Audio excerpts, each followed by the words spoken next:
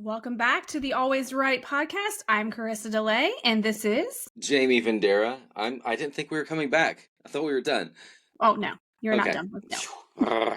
All right. No, I'm happy to be here. All right. This episode we have titled basically Where to Begin. This is how we went from inspiration to page.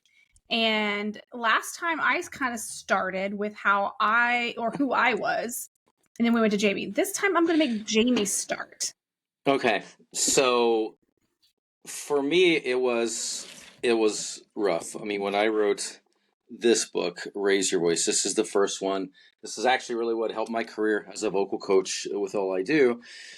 And again, I said in the last podcast how I had been studying voice and getting different products back in the 90s, and I was like, wow, some of these really aren't that good. I could write a book. And it just stayed with me. I have always been a note taker since I was a kid. If I really wanted to learn something, whether it was algebra or writing skills, I would get just a regular notepad and with a pen, and I would, instead of highlighting, and I love to highlight too, but if I was reading something and it stuck out to me from studying for school, I would write it down. And people thought I was nuts. They're like, why do you do that? It implants it in my brain. So I did that for years when I studied voice out at in Hollywood, California at Musicians Institute. We had everything printed out, but I nearly copied everything because those were my notes and it stuck. So I had all these notebooks and I'd read all these vocal books, even far as back as the 1800s. I'd go to the library and find whatever I could and take information. So that was sort of my start for my inspiration, because finally in January 2000, I was like, you know what, I'm going to write a book. And I woke up and I had that dream, and the name Raise Your Voice stuck out. And I thought, okay, how can I do this? How can I stay on board? Well, for me, since it was a nonfiction book, it was more about like lining it out. Like if I had to get up in front of the class and do a presentation in school, I like bullet points. So, A, B, C, D. So for me, it was like, who am I? Here's breathing. Here's vocal technique. Here's how to sing. Here's how to use a microphone. And I laid it out like that. And I'm just very analytical, even though I'm very creative. And so I would set an alarm really early in the morning, like 5 a.m. And I would get up and I would write. Not me. Yeah, it worked for me. You know what? I don't even do that anymore. Now it's just like when it hits me. The problem is if I'm writing a book, I really need to hey, students, I'm going to take a vocal vacation. I'm not teaching this week because I will write 24/7. I get so into the story, I don't want to do anything else, or even I don't even want to eat. I just want to write. So that's what would happen for me. Sorry, I do not skip meals ever. Well, if you look at me lately, you can tell I don't skip any meals either. Yeah. But generally, I would have it. And even back then, because, computers were popular even then, 20 years ago, I wouldn't type. I would be working construction. I'd take my notebook, and if something came to my mind, I would write it out by hands. So then over the weekend or later on night, I'd move it and type it and transcribe it into my computer, and I build it like that for a long time. So for me, it was more discipline than it was inspiration, because as long as I get started, I can't keep up with my mindset. Things flow. With Raise Your Voice, I mean, you said you woke up, you had this dream of this Raise Your Voice title, but what inspired you to the content of it? Because so the cat's out of the bag. Actually, a lot of people know this, but I had voice lessons back in the 80s at a local college, and I shall not mention the coach's name because I love her dearly, but she had said to me in the last lesson that we ever did, she says, Jamie, you're a bass. You can't sing high. You're never going to be able to sing high. You need to get over it. And I was already playing out in bars and singing Guns N' Roses and Motley Crue. And I thought, okay, I know there's a way to increase your range. So that's what I focused on. So Raise Your Voice was about raising your ability to gain range, gain power, stamina, improve your tone. I just wanted to have a manual, pardon me, that I didn't have growing up. Something that was really simple and it was easy to do with basic exercises that could really help me, like I was going to the gym. And that's what drove my creativity for that book. Oh, see, there you go. She pulled it out of me. Yes, I did. And then so you had this, and then you talk about how you got to the page as far as just kind of like putting those notes in there and stuff. Now, that was your first book. Yep. How is that different than now if you write something today? Okay, and I want to say this since we're early on the podcast, you hear my voice going out. And I'm a coach, and you're probably thinking, "Oh, he's got bad technique." No, I I break glass with my voice, and I actually got a piece stuck in my throat in Tokyo, Japan years ago. So I have a recurrent laryngeal nerve damage. So you may hear my voice come in and out. It's just that's the side effect of having nerve damage and scar tissue like that. So I do know what I'm doing when it comes to teaching. So it has changed a lot. So this is like the first fiction book I wrote. This is Order of Five. And I actually had a partner at the time inspire me. He does my interior design. His name is Daniel Middleton from Scribe Freelance. And he actually, he knew I had a creative mind. And I was always telling him stories. And he's like, we should write some fiction together. And he is the one who introduced me to using Google Docs. So this was back in 2008. Huge difference for me. Autosave, and I didn't have to think about it. And I was being really particular when we started writing the first chapter of this book. We were kind of plotting it out together, and I'm really slow. I can't figure it out. And then maybe a couple weeks in, it's not that he was upset, but he said, Jamie, I can't keep having these long Skype meetings with you, and we get like a paragraph done in an hour. You have to think outside the box. He said, just let it flow like when you write song lyrics. And when I write song lyrics, I don't even think about it. They just come to me. So I started thinking, and I felt like I was watching a television show. And I just start writing. And he said, do not worry about the typos. Thankfully, because you know me, and you've read a lot of my texts, tons of typos. But the process has changed from meticulously taking my time to craft the perfect sentence and writing it by hand in a book to being in something like Google Docs, and as the ideas are coming, I'm writing. I may not even finish sentences. I'll come back because I'm like, oh, this person, they just busted through a window in my fiction book. Okay, I got to write that If you out. ever want to know how a squirrel writes? This is it. This is it. But it works for me. And luckily, I mean, we'll talk about this in future podcasts, but we have an amazing editor that we use, Rich Dalglish. And it's funny because Rich has edited all of my fiction books. Now, I used to use a lot of pen names. Didn't want anybody to know it was me because, I write nonfiction and I focus on vocal training. So at one point in time, Daniel was getting too busy with Scribe, so he kind of left that side of it. And I called Rich. I said, look, Daniel's leaving. We're going to continue. I got a lot of editing for you to do. And I said, I know that I write all these books because, like when I'm pretending to be Jamie Lynn Saunders writing a book about mermaids, you've gotten on me. He's like, oh, Jamie's immature and she needs to work on this. So I take his critiques. I'm Yes. like, okay, I'll fix it. And then he said to me, wow, she's so much better in her next book. She did amazing. She really listened to me. And I thought he was just playing along with me. So when I called him and told him that, he said, no, back up. Wait a minute. You're Drusilla Winters. You're writing horror. You're Gordon Massey. You're writing this. You're Jamie Lynn Saunders. He said, there is no way. I said, yeah. He said, okay, I'm freaking out. I can't believe you can change fiction writing styles that well. Changing your vocal voice in writing is not an easy task to do. I mean, because a lot of times people, and we have an episode where we're going to get into like making your voice consistent and make sure you just identify your voice. Like, is your character going to be that's where you're really like a 14-year-old girl versus a 30-year-old woman? So I hope you can hear and me. how is she going to sound? So but you as an art author, that. that's pretty good that you could do that already. Yeah, and I don't know if you heard because you've frozen on my end, so there might be a little crisscross here. But that's what I love about you, too. You have been able to switch from a fantasy-type fiction to an actual nonfiction book closely related to a completely different genre. Yeah. And yeah. And you think about so many authors and they're like, they have one lane. They only write Westerns, cowboy novels, or There's nothing wrong with that. There's nothing wrong with that. There was a stigma about it years ago, like, oh, you can't. Stephen King, he used to use some pen names because, he may not be writing, deep horror. Right. And now it's more accepted. And you got to realize, don't pigeonhole yourself. I got Netflix and Hulu and Disney and all these. Why? Because I love to binge watch all these different types of shows, and I get into it. Like right now, you want to smack me? You watch it. I'm watching Supergirl, and then it may be. Why would I be mad about that? I'm talking to our readers. They're like, he's a middle guy, so he's watching Supergirl. He should be watching Sons of Anarchy. I've already finished it. So you know what my gamer tag is, right? No. My gamer tag on Destiny on Xbox is Kara Zor-El. Well, I don't know because I don't play video games. Yeah, so I forgot to say about that, but I am a gamer. Yeah, so and I have my Superman tattoo right there.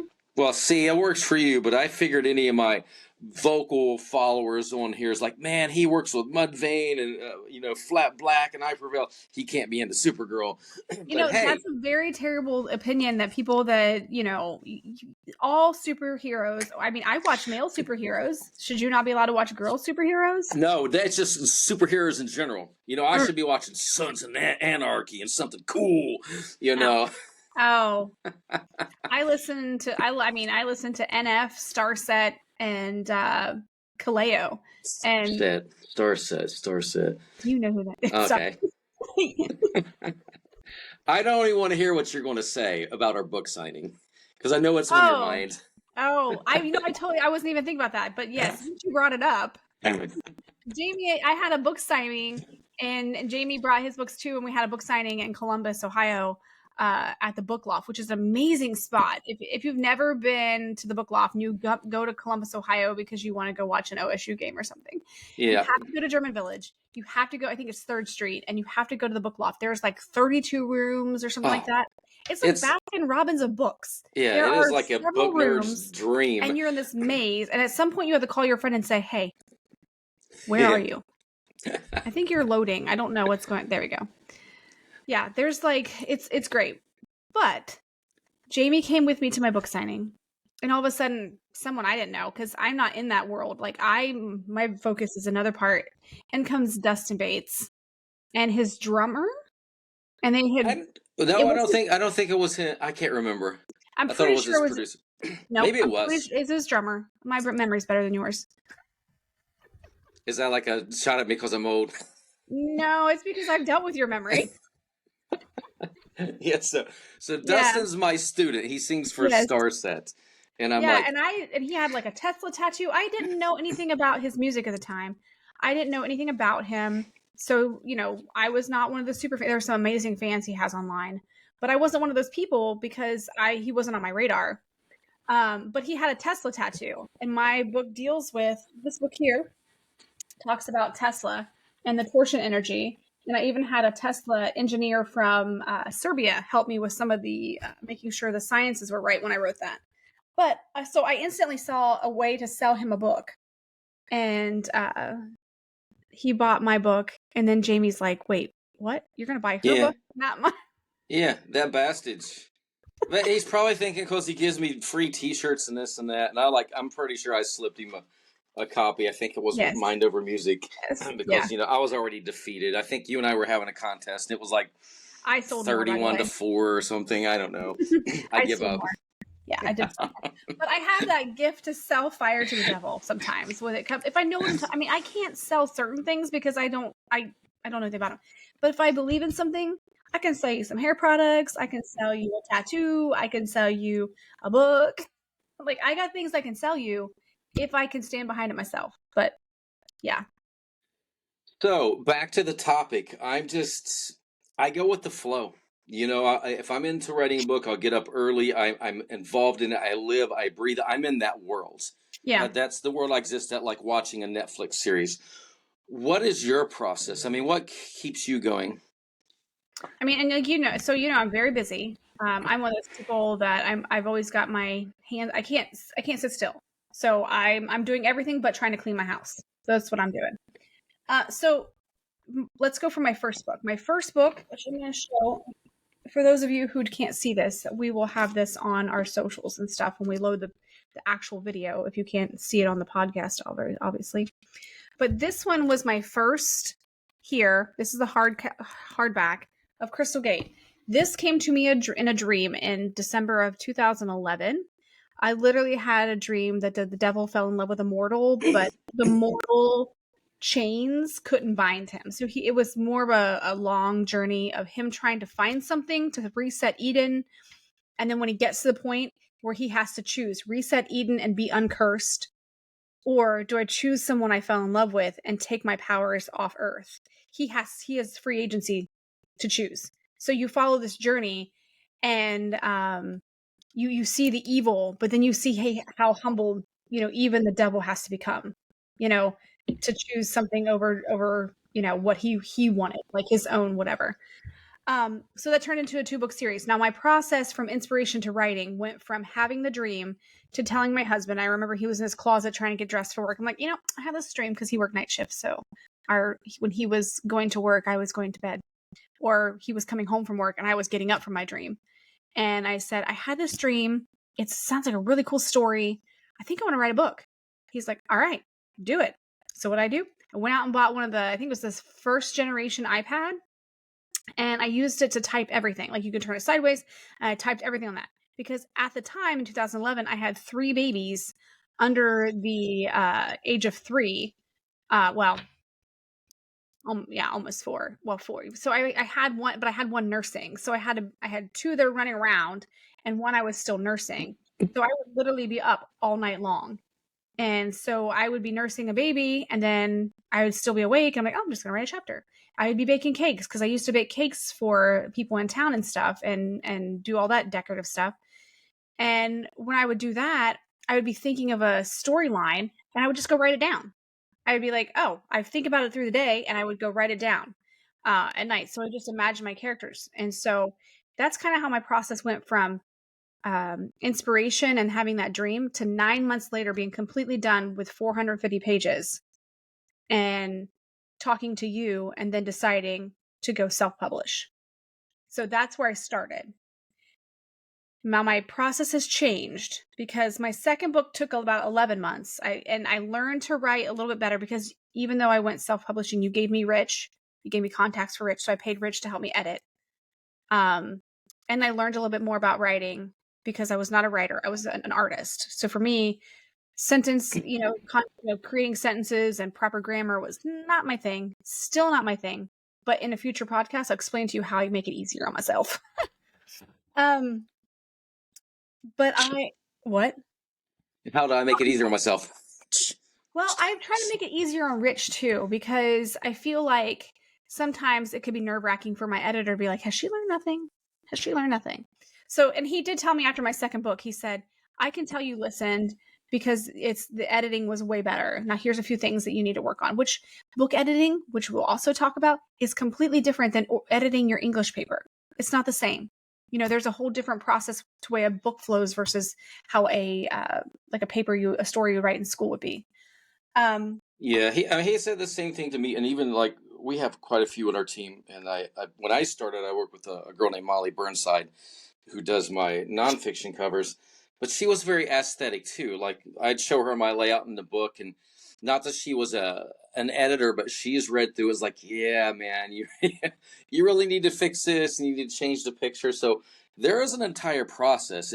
And that's one thing you have to put on as an author, is you need to learn how to take criticism, because someone is not going to share criticism unless they're trying to help you. Yeah, you know what? I've always been cool with that, but the one time I was mad was with Rich. We had written this book called The Crisis Artifact, and we like to write short books so you can read them quick. And it was 40-something, like 43,000 words. It wasn't huge. And he edited it. And when I got it back, it was 28,000 words. And I'm like, what did you what? I about had a stroke. And I'm calling Daniel, and I'm like, okay, I do not like this guy. I'm mad. And he says, just read it. And I did. I didn't miss anything. There was one tiny little scene that I added in a paragraph about a little girl, and she was scared because a bottle was rolling and a cat had kicked it in this alleyway. And I asked her, she said it didn't really serve the story. She said it was cute, but it wasn't moving the story along. That's why I pulled it. And I had to be mad about something. I'm like, well, I don't like it. It should be in there. We're putting it back in there. And eventually it just got overthrown. We didn't do it. But looking back, wow. I mean, it smooths everything out. And he'll even tell you, he'll laugh. He's like, yeah, they call me the butcher, but hey. I went from 125,000 words in my first book to like a little over 100,000. So he took almost 25,000 words out. And I was like, what? Where's my words? And then when you go through, the cool thing about Rich was you could see what he was taking out and you'd be like, nope, I don't agree with that one. Put that one back in. Yep. But you're right. Like most of the stuff, like it was like, was that really important? No, it doesn't go to the story. I mean, it might be something. I mean, sometimes when I'm watching Netflix, I'm just like, was that important? Am I following this part of the story for a reason? So I get that. And if you think monetarily, it's going to be cheaper to print a 100,000 word page book compared to 125,000. Yes. So, you have to think of like that. So don't be married to everything you write, and you will. Yes. That first book, you'll be very sensitive. Yes, that first book is your baby. You are going to want to keep and hold on to every single little word. And don't do that because not every single little word needs to stay. So I don't know if if it's my internet or your internet that's uploading weird, but it keeps loading. So I hopefully for the recording that keeps it in there. And when you go back and check it, see if that's, doing its thing. So now my writing process then was write it in my iPad in Pages, and it had a book outline set up, so I was able to put it all in there and just ship it off to Rich, and go to that point, get it into to self-published print, which this is the self-published, okay, and it's a hardback. If you do this and you do and I did it in paperback, so expensive to buy a book and to get it to this this type of quality where it's like, if you want it to look like it's published and not self-published, and I mean I say that lightly because sometimes there is a difference in quality. This is the second version of the same book through Vendera. So this is after it's been out for a while. This is after I had several.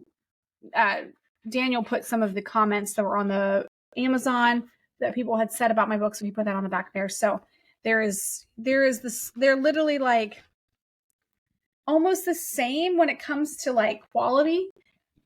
This one was more expensive as a self-published than what I pay for if I was to order a bunch of books through being an author with Vendera and wanting to buy them for like a book signing or something like that. Yeah, I mean, but luckily I got into this way early on, and it's not this way anymore. So I'm a smaller publisher. Nowadays, you cannot sign on to the company that we use, which is Lightning Source, and they're owned by Baker and Taylor, and so we have amazing distribution throughout the world. But back then, like when you did it, yes, there are certain houses that work for authors, and yeah, you pay out the butt for it. So you got to think about all of this, and we will discuss this as we go into future podcasts. Yeah. And so now I'm writing a completely different genre. And I've learned from these two books. So if you ever read my books, if you get on there and you're reading my books, please just know I was learning to write in these. I had a story in my head and I wanted to get them out. I was not a writer in that time frame when I first started, and I wasn't a perfect version of the story that if I could do it over again, I would probably rewrite these. I might do that like Taylor's version, Karisa's version. Down the road, you never know. But like up here, this is the upcoming book that's coming out, Canvassed. So I am writing this one completely different. Like this one is almost like a protective shield on it because every chapter has a note to it. I have several notes that I keep on this one. I have like outlines, I have character references, I have what type of voice this character has. I have so many notes. So as I'm writing this one, I'm keeping it in check a little bit better than I did with the first two fiction novels. So yes, my process has completely changed different and became a little bit more involved where I can't just sit down and write like you would talk. They just kind of come out. Now ideas come out of my head as far as writing them down a lot slower and a lot more detailed.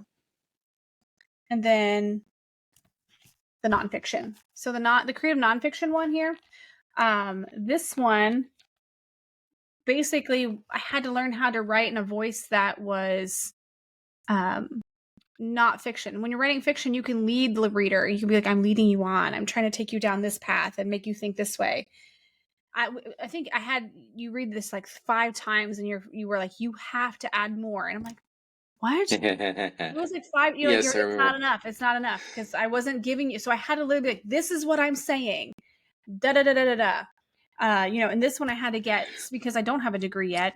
I got several archaeologists, two that we've done a podcast with. Well, not like we did a live session during 2020 with two of the Authors. Australia. Yes, they were archaeologists and they are authors as well, but they're from Australia. We got two of those gentlemen to go on a podcast with us, or a live session, and then I have the Dr. Samir who found the Bosnian pyramid. I got him to kind of look over my theories, and then he's the one that gave me the Serbian Tesla expert who understands the engineering and the process of finding torsion energy. So I got connections through that. So all those people were a part of that, not to mention when MUFON called me and said, hey, you're onto something, you need to write this down. So that's my process as far as how that goes. My process is just being excited. I mean, yeah, when you nonfiction and fiction, it is a bit different. I always say, and you hear this, show don't tell when you're writing fiction. I always feel like I'm telling when I'm writing a nonfiction because I feel like I'm teaching a workshop. So I have to tell you each step.